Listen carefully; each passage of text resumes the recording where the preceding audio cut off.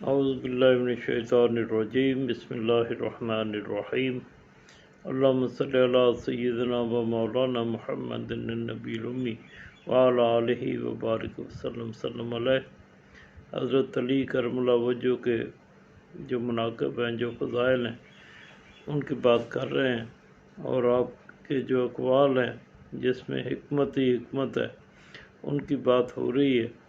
تو حضور پاک صلی اللہ علیہ وسلم کی ایک حدیث سے اس بیان کو شروع کرتے ہیں۔ آپ صلی اللہ علیہ وآلہ وسلم فرمایا، یا علی لحمک لحمی، جسم کا جسمی، دما کا دمی۔ اے علی تمہارا گوشت پوست میرا گوشت پوست، تمہارا جسم میرا جسم، تمہارا خون میرا خون۔ اے علی تو مجھ سے ہے اور میں تجھ سے ہوں۔ یہ حدیث مبارکہ ترمذی شریف، مشکوٰۃ شریف، مدارج النبوہ میں موجود ہے۔ اور ایک اور جگہ اس طرح بھی روایت میں آتا ہے کہ ایک روز امام حسن امام حسین رضی اللہ تعالیٰ عنہ سید ثقلین صلی اللہ علیہ وسلم کے پاس حاضر تھے کہ ایک اعرابی نے پوچھا، یا رسول اللہ صلی اللہ علیہ وسلم، یہ کس کے بیٹے ہیں؟ رسول خدا صلی اللہ علیہ وسلم فرمایا، یہ میرے بیٹے ہیں۔ اس اعرابی نے عرض کی کہ علی کے بیٹے کہاں ہیں؟ نبی اکرم صلی اللہ علیہ وسلم فرمایا، یہی ہیں۔ پھر رسول اللہ صلی اللہ علیہ وسلم نے امیر المومنین کو آغوش مبارک میں لے لیا اور حدیث مذکور فرمائی، یعنی رسول خدا صلی اللہ علیہ وسلم نے علی المرتضیٰ کرم اللہ وجہ فرمایا، تیرا خون میرا خون، تیرا گوشت میرا گوشت، تیرا دل میرا دل، تیرا نفس میرا نفس، تیری روح میری روح ہے۔ اتنی حضرت علی کرم اللہ وجہ کو آپ صلی اللہ علیہ وسلم سے نسبت ہے۔ اور پاک صلی اللہ علیہ وسلم فرمایا، علی تو اور میں ایک ہی شجر سے ہیں، باقی دوسرے شجروں سے ہیں۔ تو اللہ تعالیٰ میں اس نسبت سے حضرت علی کرم اللہ وجہ کے ساتھ ہمیں اپنی محبت کرنے والا بنائے، اور اس میں ذرا سا بھی جو ہے نا جی دل میں فطور نفس میں نہیں آنا چاہیے۔ اگر آئے گا تو پھر مومن سے منافق کی طرف آدمی چلا جائے گا۔ حضرت علی کرم اللہ وجہ اقبال جو ہیں حکمت برے، ان کی بات کر رہے ہیں۔ تو آپ نے فرمایا، زبان ایک ایسا درندہ ہے کہ اسے کھلا چھوڑ دیا جائے تو پھاڑ کھائے۔ فرمایا، عورت ایک ایسا بچھو ہے جس کے لپٹنے میں بھی مزہ آتا ہے۔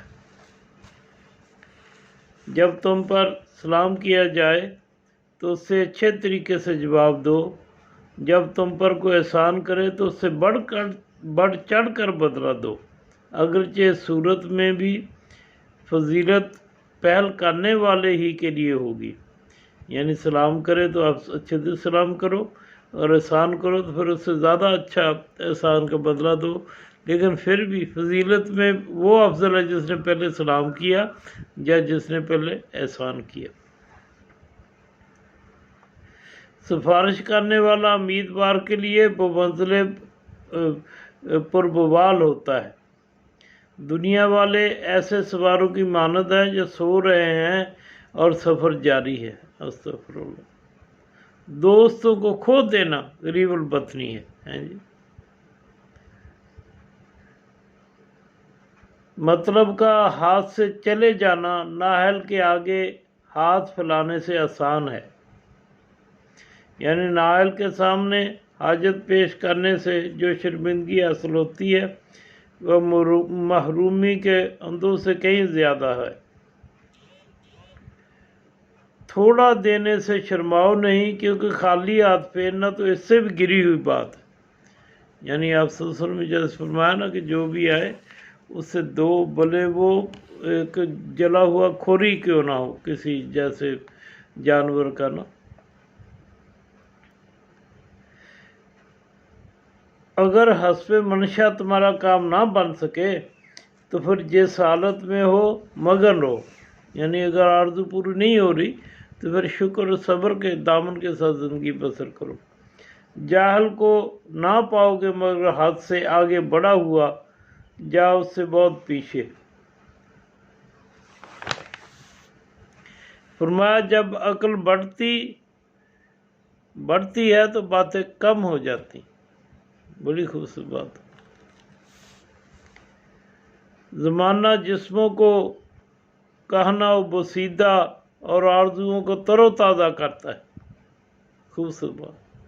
موت کو قریب اور آرزوؤں کو دور کرتا ہے۔ جو زمانہ سے کچھ پا لیتا ہے وہ بھی رنج سہتا ہے، جو کھو دیتا ہے وہ تو دکھ جھیلتا ہی ہے۔ جو لوگ پیشوا بنتا ہے، یعنی جو اپنے آپ کو سمجھتا ہے کہ میں لوگوں کو واعظ و نصیحت کرنے والا ہوں، یا پیر ہوں، یا دوسروں کا میں مرشد ہوں، ان کے لیے آپ نے بہت خوبصورت بات فرمائی۔ جو لوگوں کا پیشوا بنتا ہے تو اسے دوسروں کو تعلیم دینے سے پہلے اپنے کو تعلیم دینا چاہیے، اور زبان سے درس اخلاق دینے سے پہلے اپنی سیرت و کردار سے تعلیم دینا چاہیے، اور جو اپنے نفس کو تعلیم و تادیب کر لے دوسروں کی تعلیم و تادیب کرنے والے سے زیادہ احترام کا مستحق ہے۔ انسان کی ہر سانس ایک قدم ہے جو اسے موت کی طرف بڑھایا جا رہا ہے۔ جو چیز شمار میں آئے ختم ہونا چاہیے، جسے آنا چاہیے وہ آ کر ہی رہے گا۔ جب کسی کام میں اچھے برے کی پہچان نہ رہے تو آغاز کو دیکھ کر انجام کو پہچان لینا چاہیے۔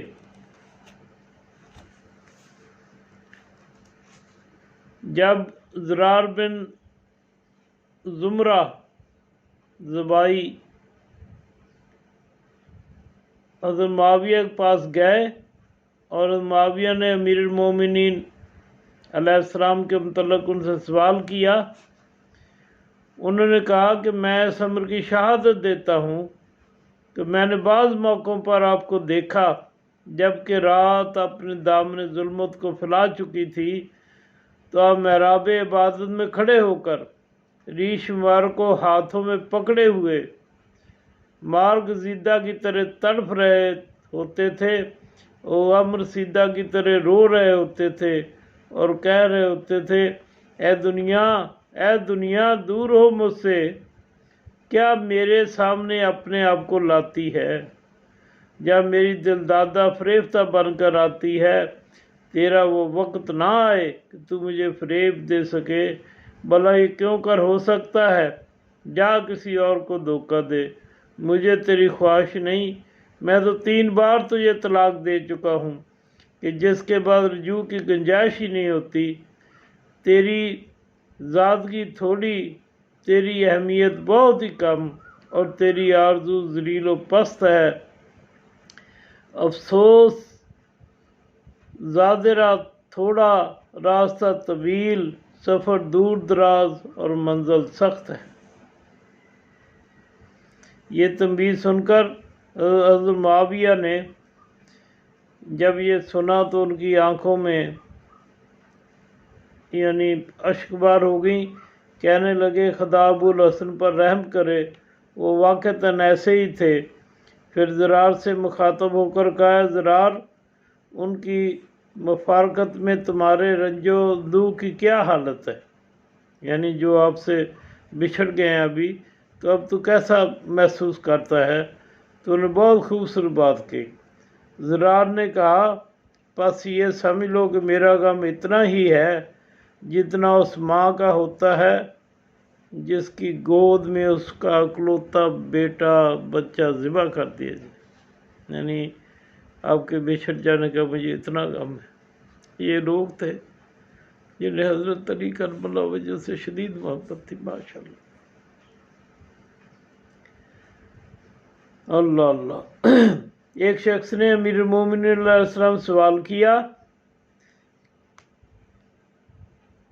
کہ اہل شام سے لڑنے کے لیے جانا قضاء و قدر تھا، تو آپ نے طویل جواب دیا جس کا کچھ حصہ بیان کیا جاتا ہے۔ فرمایا خدا تم پر رحم کرے، شاید تم نے حتمی اور لازمی قضاء و قدری سمجھ لیا ہے کہ جس کے انجام دینے پر ہم مجبور ہیں۔ اگر ایسا ہوتا تو پھر نہ ثواب کا کوئی سوال پیدا ہوتا، نہ عذاب کا، نہ وعدے کے کچھ معنی رہتے، نہ وعید کے۔ خداوند عالم نے بندوں کو خود مختار بنا کر مامور کیا ہے اور عذاب سے ڈرتے ہوئے نہیں کی ہے، اور اس نے سہل و آسان تکلیف دی ہے، دشواریوں سے بچائے رکھا ہے، تھوڑے کیے پر زیادہ اجر دیتا ہے۔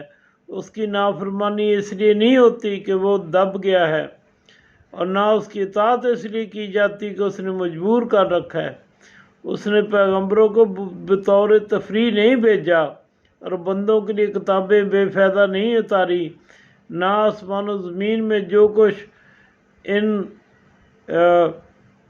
دونوں کے درمیان ہے ان سب کو بیکار پیدا کیا ہے۔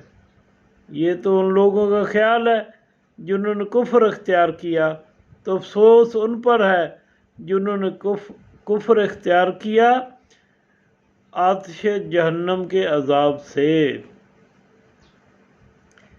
فرمایا حکمت کی بات جہاں کہی اسے حاصل کرو، کیونکہ حکمت منافق کے سینے میں بھی ہوتی ہے، لیکن جب تک اس کی زبان سے نکل کر مومن کے سینے میں پہنچ کر دوسری حکمتوں کے ساتھ مل نہیں جاتی، تڑپتی رہتی۔ سبحان اللہ۔ حکمت مومن ہی کی گمشدہ چیز ہے، اسے حاصل کرو اگرچہ منافق سے لینا پڑے۔ سبحان اللہ۔ ہر شخص کی قیمت وہ ہنر ہے جو اس شخص میں ہے۔ سبحان اللہ۔ تمہیں ایسی 5 چیزوں کی ہدایت کی جاتی ہے، اگر انہیں حاصل کرنے کے لیے اونٹوں کو ایڑ لگا کر تیز ہنکاؤ تو وہ اسی قابل ہوں گی، یعنی بہت فائدہ مند باتیں ہیں۔ فرمایا تم میں سے کوئی شخص اللہ کے سوا کسی سے آس نہ لگائے۔ دوم، اس کے گناہ کے علاوہ کسی شے سے خوف نہ کھائے۔ سوم، اگر تم میں سے کوئی ایسی بات پوچھی جائے کہ جسے تو نہیں جانتا تو یہ کہنے میں نہ شرمائے کہ میں نہیں جانتا۔ جیسے کہ ہر چیز کا عالم بنا پھرتا رہے۔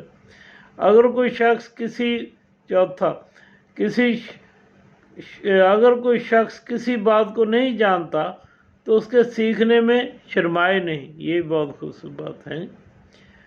صبر و شکیبائی اختیار کرو، کیونکہ صبر کو ایمان سے وہی نسبت ہے جو سر کو بدن سے ہوتی ہے۔ اگر سر نہیں ہو تو بدن بیکار ہے، یوں ہی ایمان کے ساتھ صبر نہ ہو تو ایمان میں کوئی خوبی نہیں۔ ہر راہ صبر نیست ایمان نیست، صبر نہیں تو ایمان بھی نہیں ہے۔ صبر ایمان کے ساتھ ایک بہت بڑی دوستی ہے۔ ایک شخص نے آپ کی بہت زیادہ تعریف کی، حالانکہ وہ آپ سے عقیدت و ارادت نہیں رکھتا تھا، تو آپ کرم اللہ وجہ نے فرمایا جو تیری زبان پر ہے میں اس سے کم ہوں، اور جو تیرے دل میں ہے اس سے زیادہ ہوں۔ اندر سے کینہ رکھتا ہے اور اوپر سے میری تعریف کیے جا رہا ہے، ایسے بڑھا رہا ہے کہ جیسے میں ہوں۔ فرمایا جو تو زبان سے کہہ رہا ہے میں وہ نہیں ہوں، لیکن وہ بھی نہیں ہوں جو تیرے دل میں ہے۔ سبحان اللہ۔ جس کی زبان پر کبھی یہ جملہ نہ آئے کہ میں نہیں جانتا تو وہ چوٹ کھانے کی جگہوں میں چوٹ کھا کر رہتا ہے۔ بوڑھے کی رائے مجھے جوان کی ہمت سے زیادہ پسندیدہ ہے۔ اس شخص پر تعجب ہوتا ہے جو توبہ کی گنجائش کے ہوتے ہوئے مایوس ہو جائے۔ ابو جعفر محمد ابن علی الباقر علیہ السلام نے روایت کیا کہ حضرت علی کرم اللہ وجہ امیر المومنین نے فرمایا دنیا میں عذاب خدا سے 2 چیزیں باعث امن تھیں، ایک ان میں سے اٹھ گئی، یعنی دنیا میں 2 چیزیں تھیں جو عذاب سے باعث امن تھیں، ایک ان میں سے اٹھ گئی مگر دوسری تمہارے پاس موجود ہے، لہذا اسے مضبوطی سے تھامے رہو۔ وہ امان جو اٹھا لی گئی ہے وہ رسول اللہ صلی اللہ علیہ وسلم کی ذات مبارک ہے، اور وہ امان جو باقی ہے وہ توبہ و استغفار ہے، جیسا کہ اللہ سبحانہ تعالیٰ نے فرمایا اللہ لوگوں پر عذاب نہیں کرے گا جب تک تم ان میں موجود ہو، اور اللہ ان لوگوں پر بھی عذاب نہیں کرے گا جب تک یہ لوگ توبہ و استغفار کرتے رہیں۔ جس نے اپنے اور اللہ کے مابین معاملات کو ٹھیک رکھا تو اللہ اس کے لوگوں کے معاملات سلجھائے رکھے گا۔ خوبصورت باتیں ہیں ایسی جو کروڑوں میں نہیں ملتی جناب۔ اور جس نے اپنی آخرت کو سنبھال لیا تو اللہ اس کی دنیا کو بھی سنبھال دے گا، اور جو خود اپنے آپ کو واضح پابند کر لے تو اللہ کی طرف سے اس کی حفاظت ہوتی رہے گی۔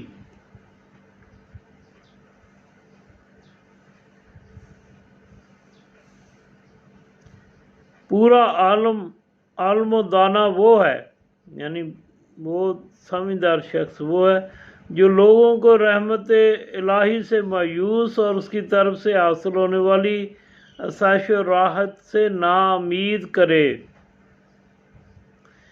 اور انہیں اللہ کے عذاب سے بالکل مطمئن کر دے۔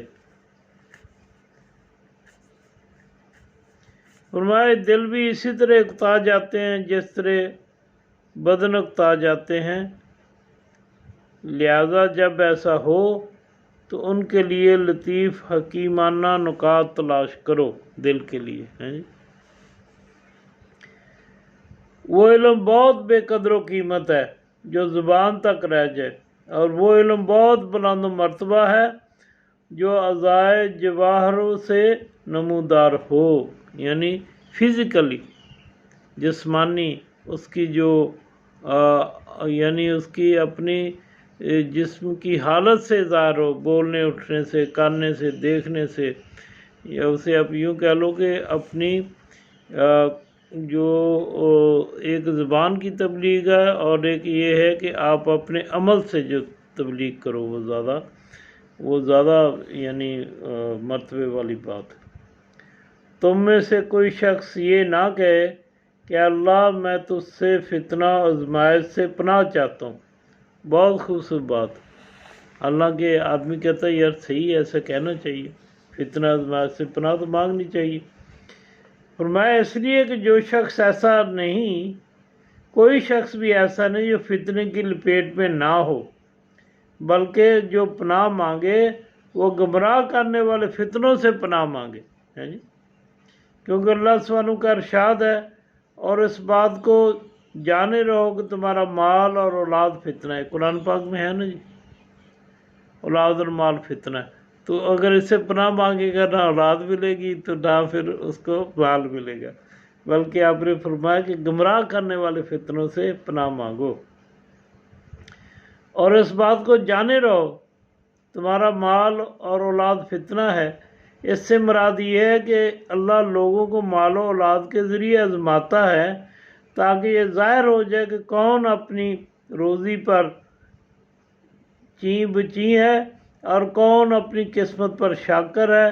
اگرچہ اللہ سبحانہ تعالیٰ ان کو اتنا جانتا ہے کہ خود بھی اپنے کو اتنا نہیں جانتے، لیکن یہ آزمائش اس لیے ہے کہ وہ افعال سامنے آئیں جن سے ثواب کا استحقاق پیدا ہوتا ہے، کیونکہ بعض اولاد نرینہ کو چاہتے ہیں اور لڑکیوں سے کبیدہ خاطر ہوتے ہیں، بعض مال بڑھانے کو پسند کرتے ہیں، بعض شکستہ حالی کو برا سمجھتے ہیں۔ تو اسی طرح یہ بیان انشاءاللہ آگے بھی جاری رہے گا، کیونکہ 20 منٹ یا کم بیش اس کا دورانیہ رکھتے ہیں تاکہ سننے والا اس سے یعنی ایسے بوریت نہ اختیار کرے. لیکن یہ حضرت علی کرم اللہ وجہ کی واضح و نصیحت کی باتیں ایسے ہیں جیسے سونے اور ہیرے سے بھی زیادہ قیمتی. ان کو پڑھنا بھی چاہیے اور اس حکمت و دانائی کو اپنانے کی بھی کوشش کرنا چاہیے. وما علینا الا البلاغ. السلام علیکم ورحمۃ اللہ وبرکاتہ.